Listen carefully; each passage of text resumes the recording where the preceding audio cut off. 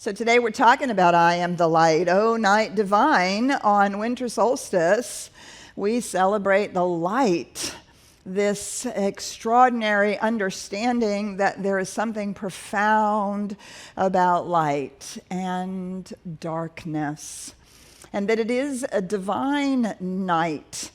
So often we couch darkness in something that we're afraid of and to be avoided. And yet on this longest night, we have the opportunity, when we celebrate the light, to recognize that there's something really, really, really important also going on in the dark, in the divine night. And so, so what I noticed today about my talk is I am not giving you the 3-point talk with a conclusion and application for your life for this next week. Sorry about that. This is a little more of an essay, this talk. It is actually my musings around light, because I find the topic fascinating in so many different ways that all sort of point to the same thing. So you can pretend that you're just reading an essay as opposed to like some point-by-point thing, and explore it with me, if you would.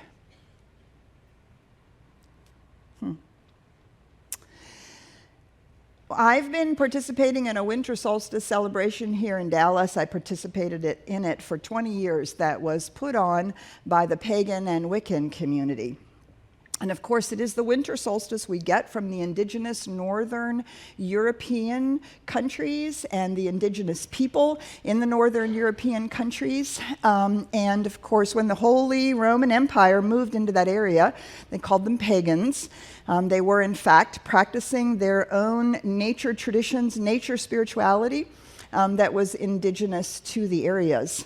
And the longest night in the north, the further north you go, of course, the longer the night becomes. And there's actually places then where the sun doesn't even come over the horizon during the deepest, darkest parts of the winter.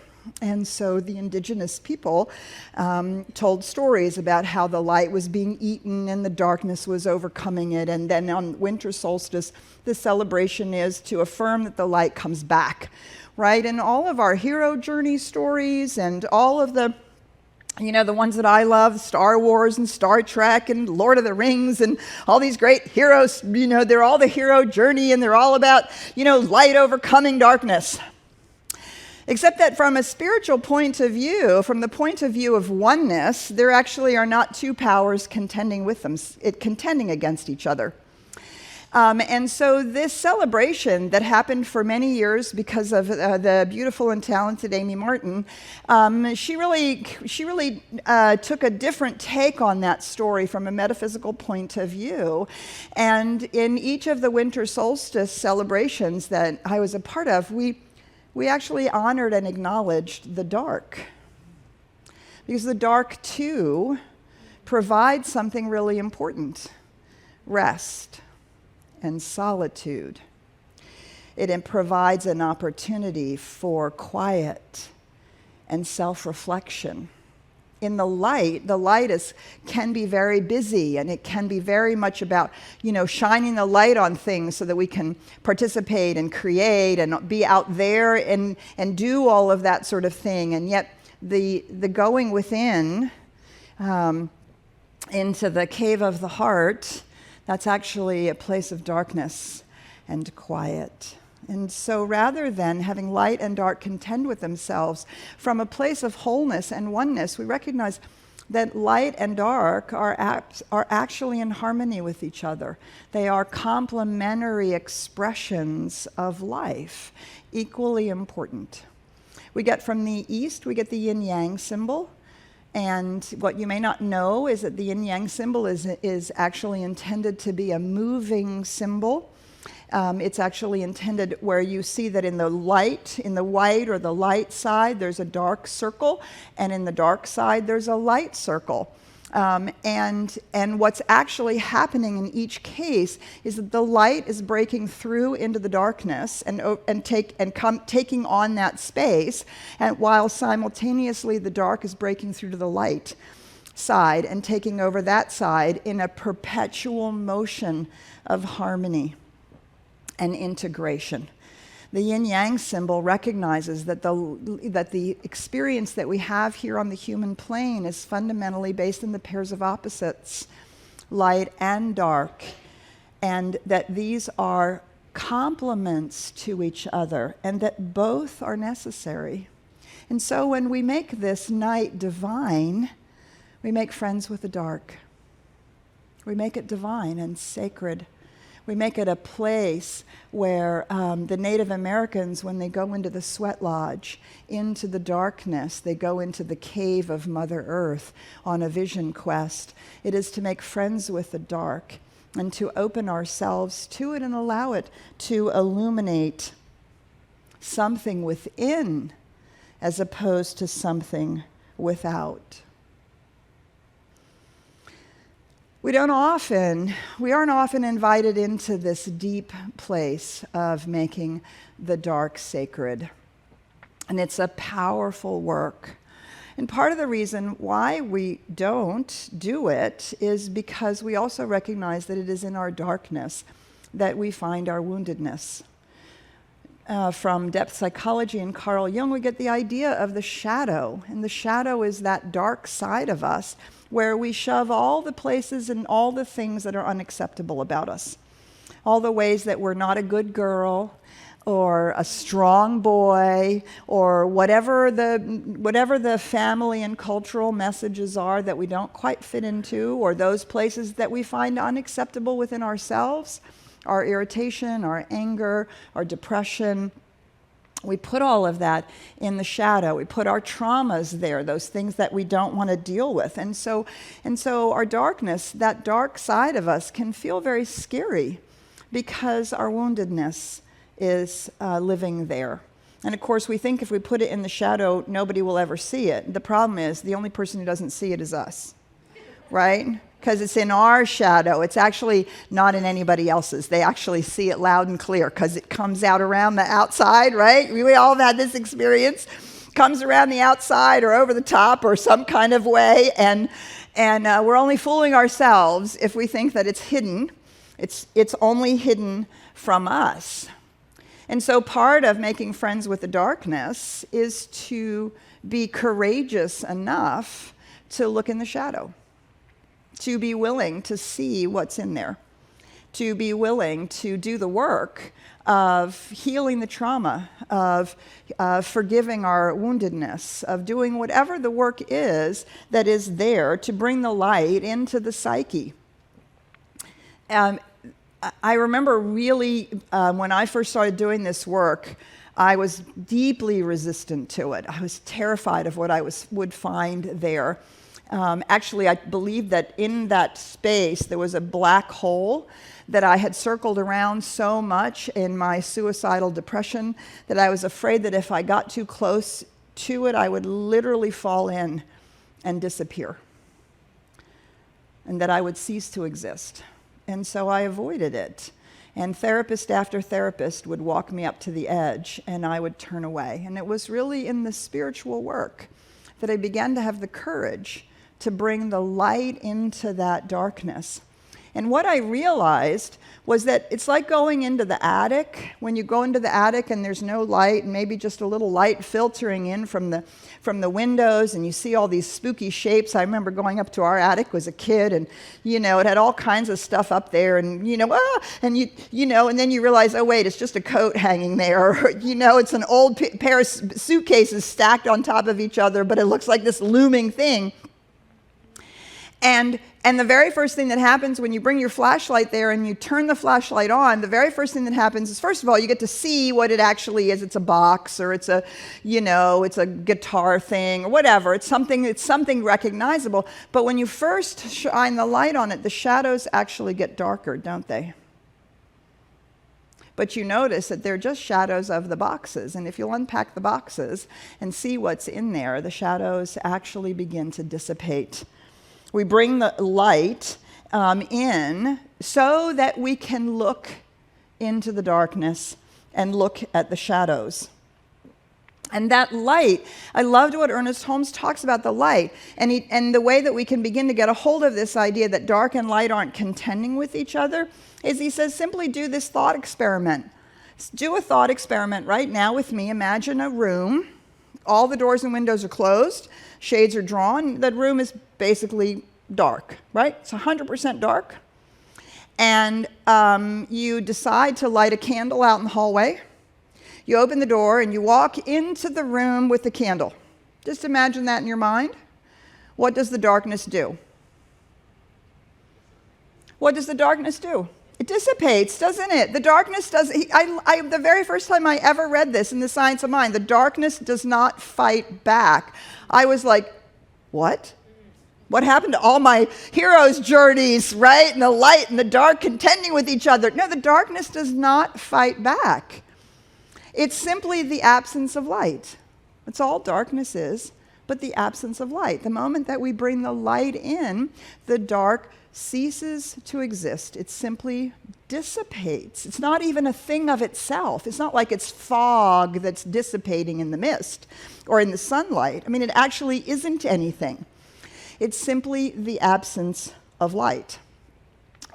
So the most amazing thing now about all of this is to recognize that it's actually impossible in its entirety to have absence of light. It's actually impossible because everything is made out of light.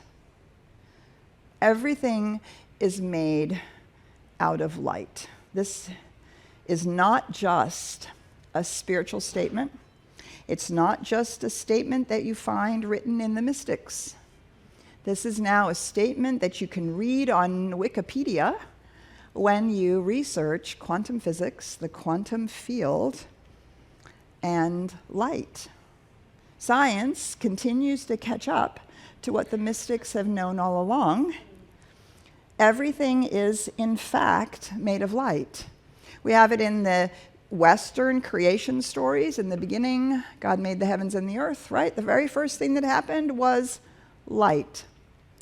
And that is corroborated by our evolutionary understanding of the Big Bang theory. The very first thing after the Big Bang and the first atoms and molecules are created, or they're not even, the first subatomic particles are created in the 0.03 seconds after the Big Bang, light appears.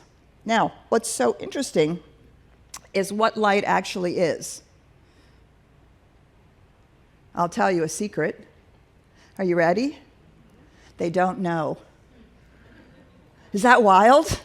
This is like, they don't know. So when we talk about these things, you know, and I talk a little bit about them, you probably have read or heard about photons of light, right? Photons of light are considered the smallest piece of something that is measurable. And a photon of light is actually what's emitted as an energetic burst when these quarks are moving into and out of existence, right? We know that that's what's happening in the quantum field. Things are moving into existence and moving out. And every time that a quark is doing that, every time an electron is shifting the level of where it is and combining with other electrons to make molecules and atoms, every time this is happening, there's a spark, there's a burst of energy.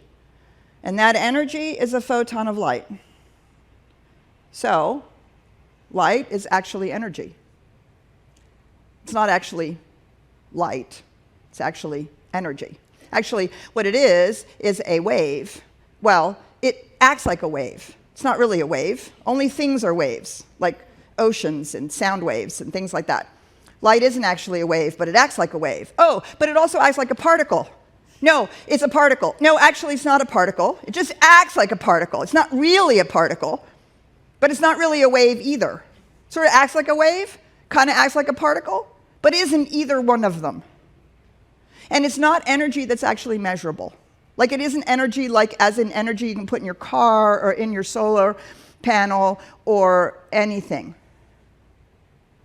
Like it's not really there. But it is. I'm serious. They actually don't know what light is.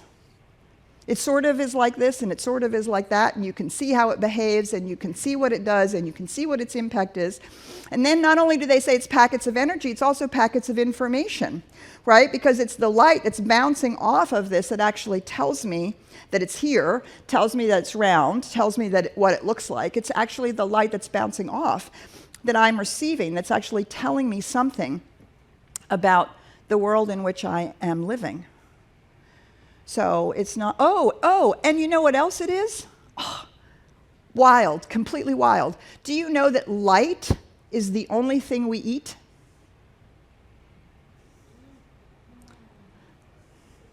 Light is the only thing we eat. It is the fundamental source of all food.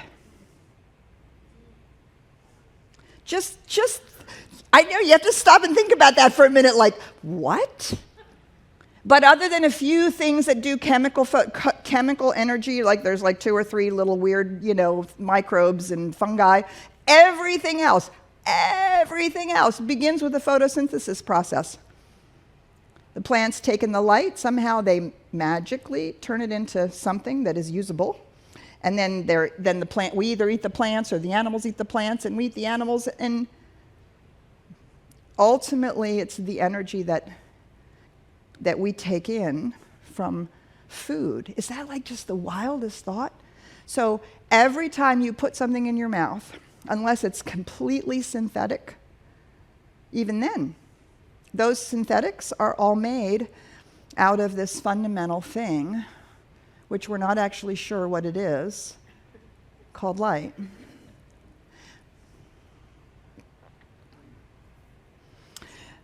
Have you ever tried to describe spirit?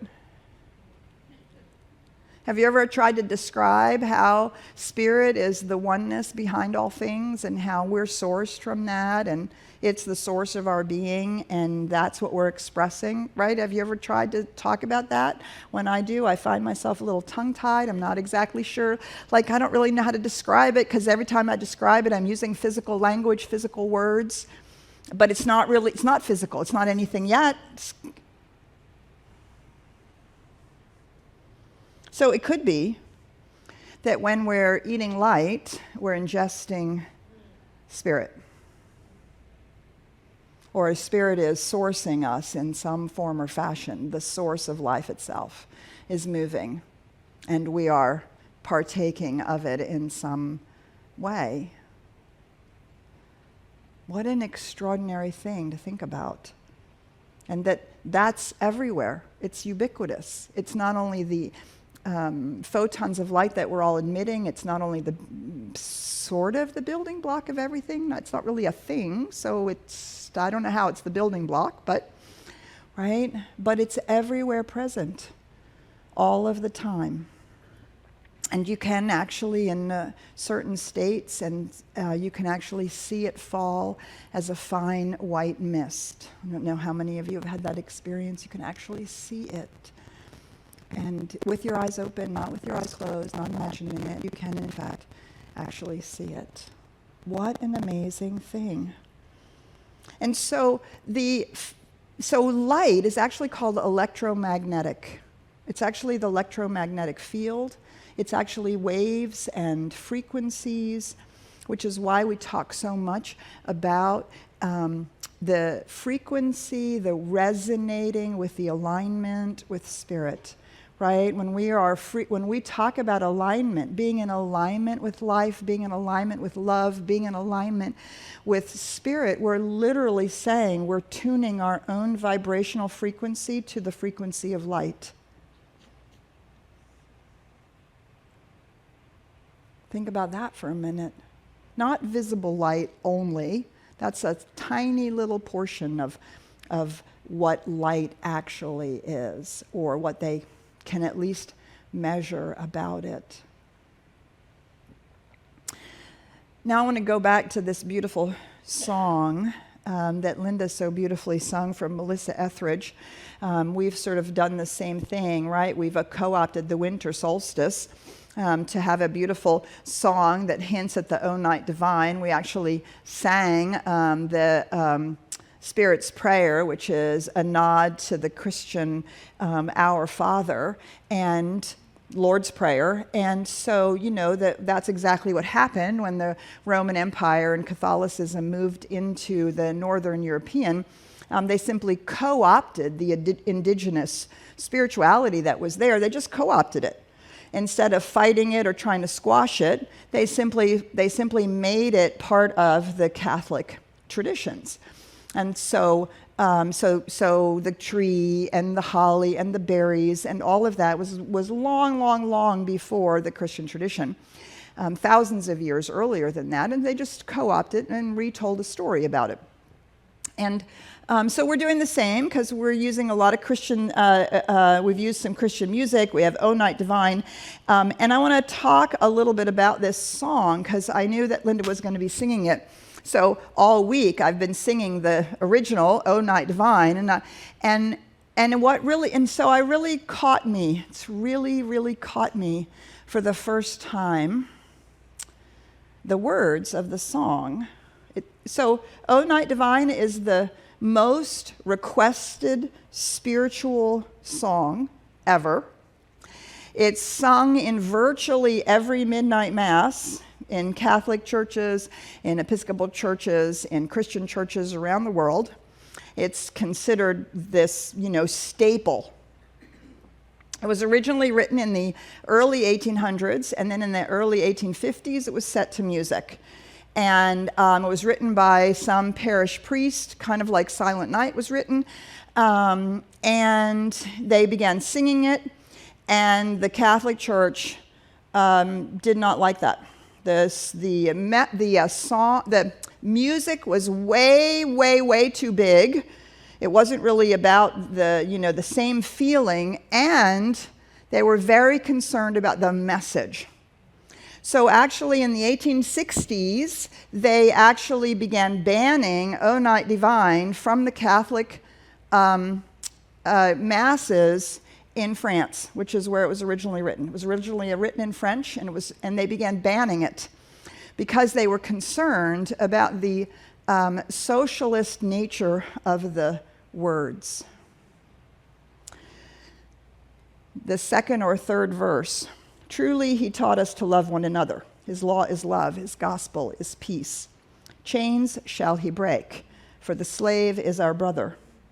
And in his name all oppression shall cease. Sweet hymns of joy and grateful chorus raise we. Let all within us praise his holy name. This is the translation by an abolitionist by the name of Dwight, who brought it to the United States. He was so moved by this piece of music and how it spoke about liberation that he translated it. The musicologists and the religionists thought it was a maudlin, terrible translation and it should never be used. And it is, of course, one of our most beloved hymns for the Christmas season, which tells you what they knew.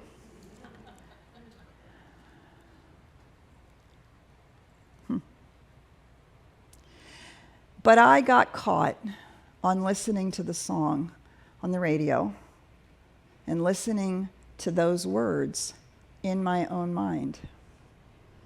How many of us have sung it? How many churches this Christmas will sing that song? How many people in their homes will sing along? And yet, how much oppression continues to be made manifest here in the United States. Voter suppression, the oppression of women's rights to choose, and the oppression of our African American, Black brothers and sisters, our immigrants.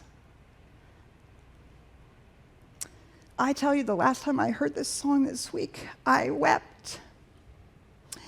How can we sing these words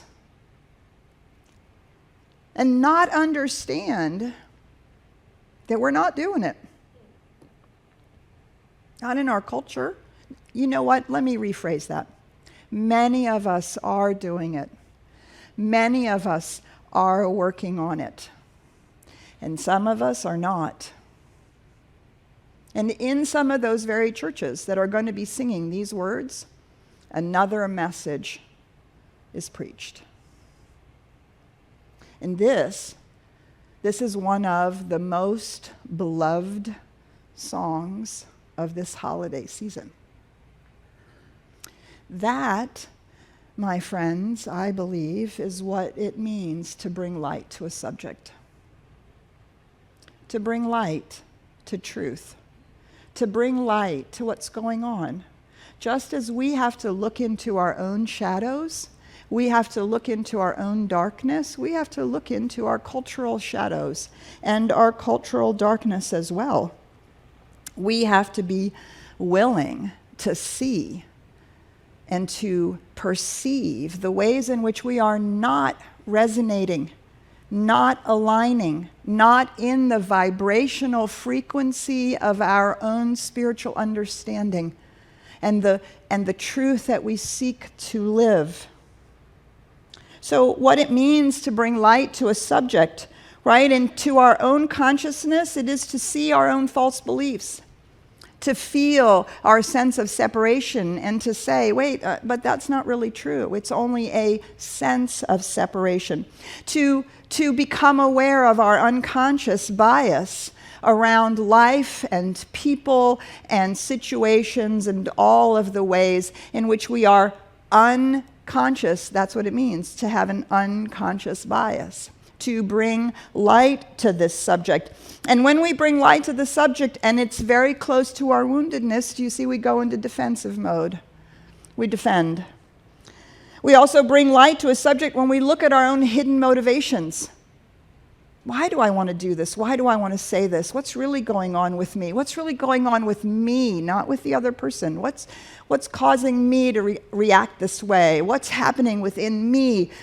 These are the ways in which we begin to bring light to what's going on within us and the impact that, quite frankly, social media is having on us. And the confusion that it can engender in whether our lives are good enough, whether we measure up, whether we, are constantly comparing ourselves to others. And so we bring light to the subject. Bringing light to the subject means we bring our critical thinking, not criticism, but our critical thinking to news, to fake news, to injustice, to inequity, to the things that are going on in our climate, to the ways in which these things are not being spoken about or are being spoken about incorrectly out of ignorance and fear and control and the need for power. To bring light to the subject and to be courageous enough to bring the light to the subject, not only within ourselves, but also in the world or in the conversation, to bring light to the complicity that we ourselves have to what's happening on our planet, to not hide from ourselves the impact that we ourselves, individually and collectively, are having. This is what it means to bring light and to have all oppression cease, to have all oppression cease. The oppression of conformity, the oppression of ignorance, the oppression of greed or power, to bring light and to have the courage. So often we focus on peace. We talked about this last week. We focus on peace as in I'm not going to say anything because why bother? But mostly what we think is I'm not going to say anything because I don't want to offend anybody. But our silence is consent. Our silence is agreement, right? But if we can peacefully bring light to a subject, I just had this conversation with a friend. They were in with a family, and one partner was like, "Don't say anything," and the other partner was like, "I have to speak up and say, wait. So let's say what's really so about this." No argument, I'm going to make you see this, but I am going to bring it to light. Do you see the difference? I'm going to bring it to light. There's another way of looking at this. But we can shy away from that. We can shy away from that and not be bringers of light. And so so there's so many light metaphors, right? Bring light to a subject. We want to lighten up, right? What does it mean to lighten up? Maybe not take it so seriously, have a little more fun with it, don't carry it around as a burden. We use the term lighten up to lift things up. We use the term enlightenment to enlighten, right? We want to enlighten ourselves with our critical thinking, with our awareness of what's real and true, but we also want to enlighten our consciousness with spiritual truth, to have a larger vision, a larger understanding of reality. And ultimately, I love the word illuminate, right? To illuminate truth, to illuminate with our very lives. What if when we walked around in the world, our life illuminated, this is what it looks like to live as deeply grounded in a spiritual life as we possibly can. Are we perfect? No, but we're holy ourselves, and we're doing the very best we can to live in that place of light. And so to bring the light into the darkness around us is part of the call of the winter solstice, to bring light into the darkness, to be the place where the light is recognizing that we're shining the light on the dark, we're not afraid of it, we're making friends with the dark and seeing what's there, and we're bringing light into the darkness so that it dissipates, so that we can illuminate spiritual truth, to bring that light, and to continually bring that light without bringing our woundedness with it, right? That's our work. That's our work. Otherwise, we're just projecting our stuff out on other people, right? So we have to do our work. It's not just out there. It's not just bringing light to the other people, but to work with it ourselves.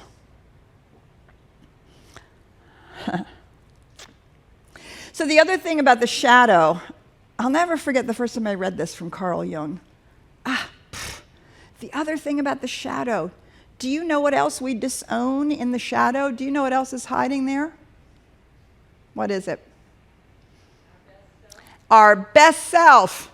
Our light is hiding in the shadow there as well because we find it equally unacceptable.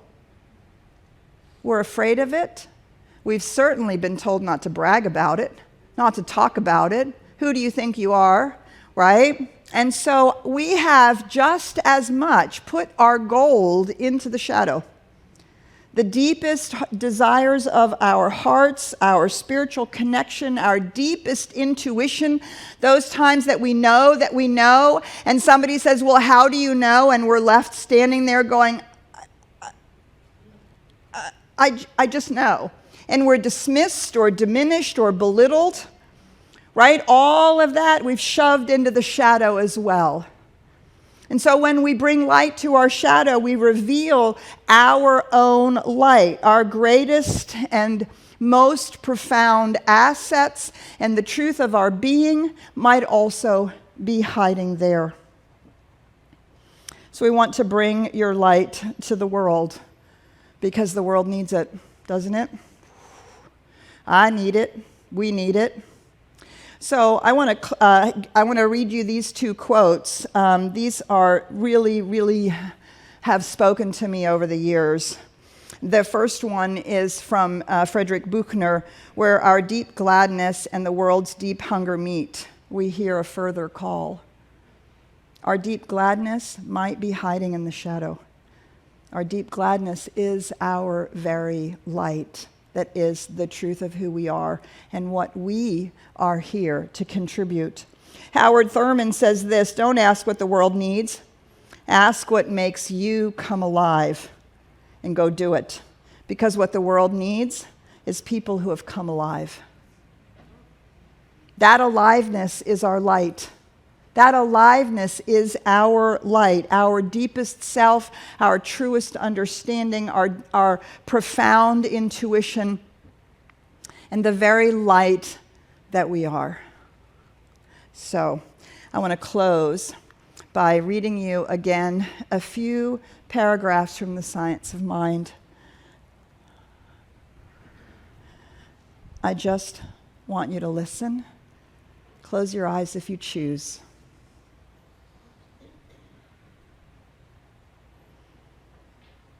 There is a light and life at the center of all things, and a consciousness that responds. This imprisoned splendor to the eyes that perceive it bursts like the glory of a new dawn. This incarnated consciousness and intelligence in all things can communicate itself to us and speak a divine language to the one who listens.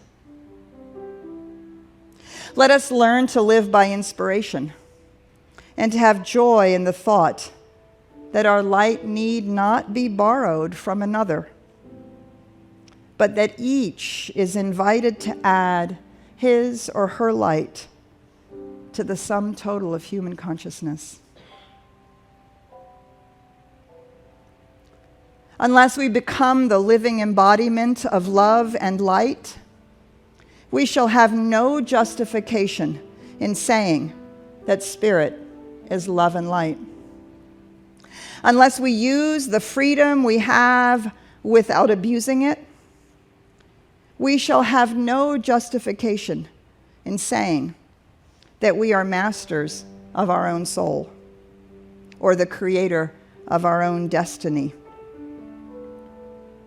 But if we can bind ourselves together reverently, in love and compassion, in mutual acceptance and understanding, under the cohesive powers of the universal law of good, and the beneficence of a divine and universal presence, then shall we be able to use the liberty without license, to separate unity from uniformity, and to lead the world down the pathway of a new enlightenment. And so it is.